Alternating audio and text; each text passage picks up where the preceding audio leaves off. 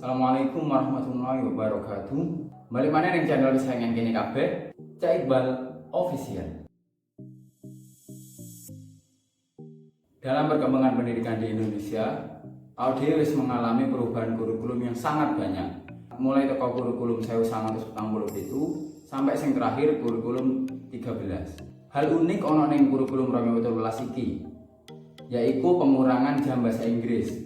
Sing sebelumnya ning kurikulum 2006 utawa KTSP, jam bahasa Inggris dimulai teko SD, SMP dan SMA sederajat iku ono kabeh.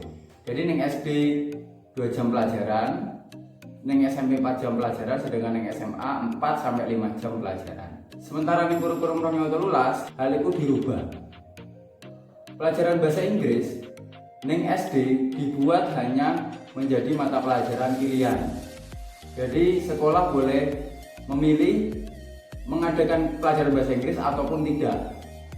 Sementara di jenjang SMP, jam pelajaran bahasa Inggris tetap 4 jam pelajaran. Namun di jenjang SMA sederajat, jam pelajaran bahasa Inggris kembali dikurangi jadi cuma 2 jam pelajaran.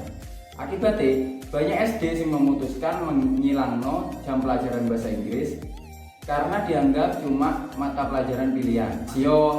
Memang ini beberapa SD yang tetap mempertahankan bahasa Inggris walaupun cuma dijadikan muatan lokal atau kegiatan ekstrakurikuler belaka. Tapi tetap kebijakan pemerintah ini cukup mempengaruhi pemahaman bahasa Inggris ning kalangan siswa SD.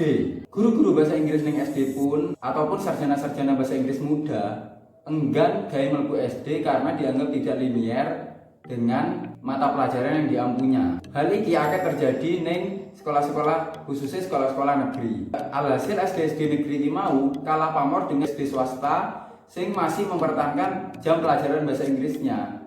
Di salah satu daerah di Jawa Timur banyak SD negeri saiki sudah kehilangan pamornya. Banyak SD negeri yang di regrouping karena gak memenuhi syarat jumlah siswa. Gak ada pengajaran di tingkat SD, di tingkat SMA pun terjadi hal yang hampir sama. Dikurangi ini jam pelajaran bahasa Inggris ning jenjang SMA membuat para siswa SMA iki mengalami kemunduran penguasaan terkait materi bahasa Inggris. Memang alasan pemerintah mengurangi jam bahasa Inggris ning jenjang pendidikan di Indonesia iki merupakan bentuk ingin memperkuat bahasa Indonesia dalam kurikulum di Indonesia. Nggak ada salah sama sekali.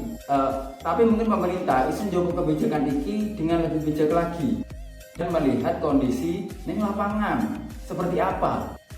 Menurut Al-Farisi tahun 2020, beliau menyatakan bahwa pemerintah duwe slogan yaitu utamakan bahasa Indonesia, lestarikan bahasa daerah dan kuasai bahasa asing.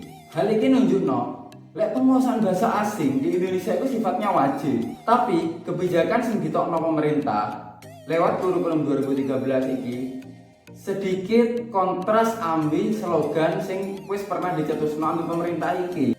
Tercatat SMA jurusan bahasa sing memperoleh jam bahasa Inggris 4 jam pelajaran. Sisane cuma menerima 2 jam pelajaran atau artinya cuma sepisan dalam seminggu. Pengurangan jam bahasa Inggris terutama ning jenjang SMA iki kembali lagi kontras dengan kebijakan beberapa universitas yang mewajibkan calon-calon sarjananya melampirkan hasil tes TOEFL dalam prasyarat menempuh wisuda. Sementara di universitas sendiri bahasa Inggris cuma memperoleh jatah 2 SKS. Hal ini dirasa sangat kurang sekali. Bayang arek sing wis pernah belajar bahasa Inggris suwi ae sik kesulitan apa maneh di kontes TOEFL, apa maneh sing wis jam ning SD ono bahasa Inggris, SMA sik dikurangi bahasa Inggris, ning kuliah pun nerima bahasa Inggris pas-pasan. Terus kepiye tese? Jelas kesulitan kan? Akhirnya banyak siswa-siswa atau mahasiswa-mahasiswa ini menempuh pelajaran di kursus-kursusan bahasa Inggris. Hal ini tambah menambah biaya lagi dan sangat merugikan waktu untuk para siswa atau mahasiswa ini gawe menambah jam belajarnya di luar jam sekolah. Bahasa Inggris sebagai bahasa internasional iki secara tidak langsung duwe posisi sing kuat ning sistem pendidikan di Indonesia dan dunia. Aku ngerti banyak jurnal-jurnal artikel yang ditulis dalam bahasa Inggris. Dan prasyarat-prasyarat untuk kuliah di luar negeri pun menggunakan tes kemampuan bahasa Inggris sebagai prasyaratnya, entah itu TOEFL, entah itu IELTS, atau TOEIC. Hal ini sing gawe masyarakat Indonesia iso-iso gagal bersaing ning era revolusi industri 4.0 saat ini.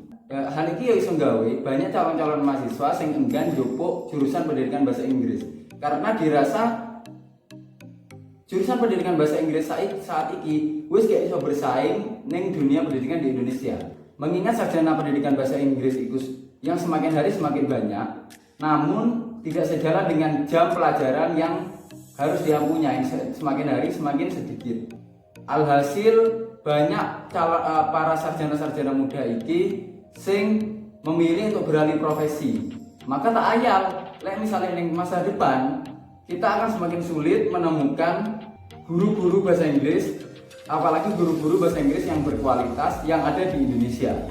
Neng tahun 2022 iki, pemerintah kembali mencetusno kurikulum anyar yang berjudul Kurikulum Prototype 2022. Aku berharap neng kurikulum sing anyar iki jam bahasa Inggris mendapatkan jam sing layak neng Indonesia, sing iso bantu anak-anak Indonesia untuk bersaing neng era globalisasi 4.0. Ya supaya masyarakat Indonesia ini iso bersaing dengan warga asing, mengingat sebagian warga asing itu memang menggunakan bahasa Inggris dalam berkomunikasi. Misalnya awak dia gak ngerti wong barat yang ngomong apa, tapi awak dia ngerti lah awak dia dipeluk wong barat. Maka aku sangat mendukung slogan pemerintah, yaitu utamakan bahasa Indonesia, lestarikan bahasa daerah, dan kuasai bahasa asing. Yo geng nguripno slogan iki, yo ayo podo-podo didukung kabeh, yo ayo diperbanyak jam bahasa Indonesia, yo ayo dilestarikno bahasa daerah, dan ojo dilalikno awak dhewe kudu iso bersaing nang masyarakat dunia. Yo kuasai bahasa asing, yo bahasa Inggris, yo bahasa asing lainnya, supaya awak dhewe iso bersaing dengan masyarakat dunia, menciptakan generasi emas Indonesia tahun 2045. Sampai kene akhirnya perjumpaan awak dhewe. Sampai jumpa di video selanjutnya. Ojo lali like, subscribe, dan komen. Kalian dukung channel ini bahas berbagai macam hal tentang pendidikan. Assalamualaikum warahmatullahi wabarakatuh. Salam pendidikan.